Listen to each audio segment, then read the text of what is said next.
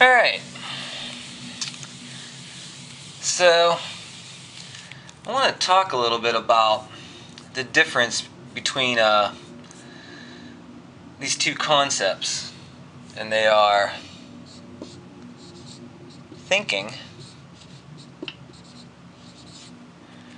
and regurgitating.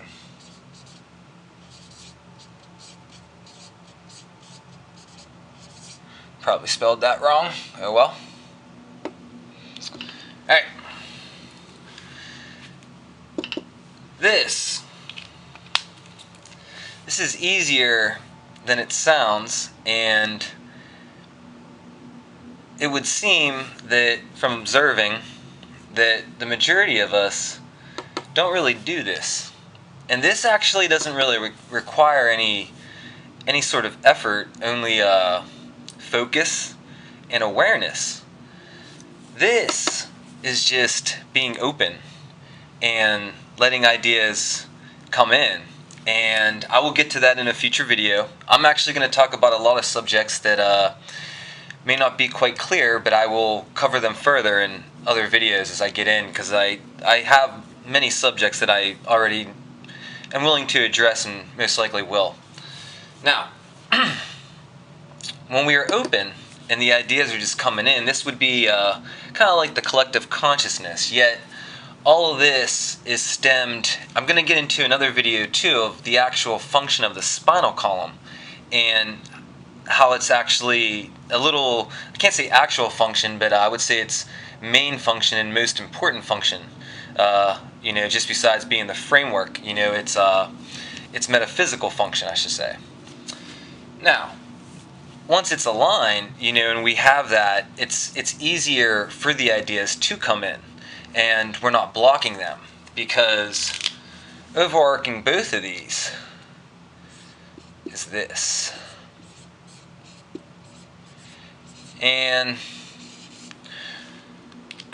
I speak about this in the first video I uploaded, Understanding Existence, because it's very important. We need to remember that these and this and whatever this mystery is, it's a tool. And a lot of times it muddies the waters and the information that we're trying to pick up and receive. We need to understand that we're almost like an antenna and a beacon, and within the collective consciousness, the hive mind, whatever you want to say. And I think that actually whenever like minds focus on the same goal, like a prayer chain, for instance, on why that works, is it creates little sparks and little baby collective consciousnesses within the bigger hive mind, and creates that energy and pulls all that focus towards it, and it can be manifested quicker and actually show up in form more aggressively. And it's just love shown how powerful it is, and the reality of what has the power is beyond the form. Now,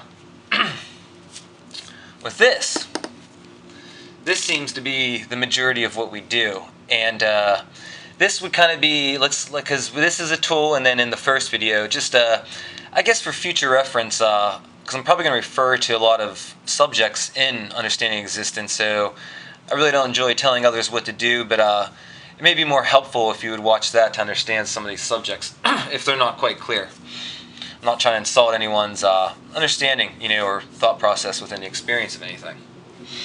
Now, both of these use the mind, which is a tool. And this would kind of be the metaphysical aspect of it, and this would kind of be like the physical aspect of it. This would be whenever we are told something or we learn something, and we put it in the memory, the little hard drive there, and then pull it back out. Now, that's fine.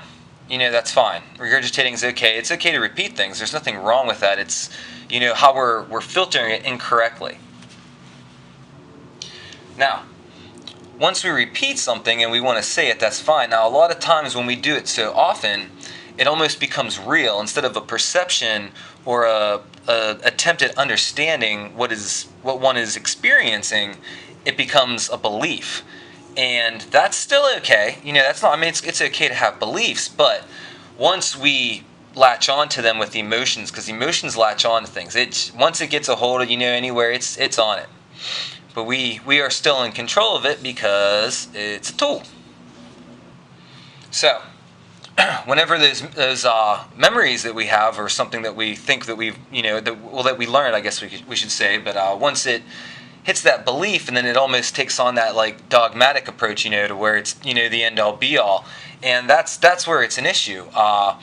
We need to, regardless of whatever ideas or concepts, and no matter where we're at, the biggest thing is the latching on, the attachment, and that's where this comes in. This is your attaching function here, and letting it take control is not really ideal for efficiency of what the universe is attempting to do with the experience. So we want to avoid that. Now, just an understanding of thinking in the idea process, it would be say, from my own experience, I would have an idea come to me of a video to make. So then I would go ahead and make the video, and as I'm making it, I'm not really gonna overthink the ideas as they're coming to me, because it might want to go a different route, and then I might have a thought coming from this little side here, and it'll going into the hard drive of the mind, the physical aspect of it, and it'll be like, no, you shouldn't do it this way, you should do it that way, or vice versa, or just go a different way. And it's like, no, I want to follow this, I want to follow the thinking, the hookup of the collective consciousness of the universe, because this information and these ideas are even coming from beyond the hive mind and the collective consciousness. When we go back to the first video, they're coming from the reality, and stemming down and just trickling down, and we're picking it up. We are hooked up, literally. I mean, when you think about the spine, and as I addressed, I will get into it in a future video, when the spine is in its metaphysical function, it's a very clear beacon, and these ideas and this voice that we hear first, which a lot of us would call intuition, and you do want to follow your intuition if you want to have a happy and enjoyable experience here, because it's a direct order from yourself and from everything, and it's in tune with everything, and it's in harmony, and it has that balance, So I mean, it's our choice at all times, at every idea, every moment, because of this.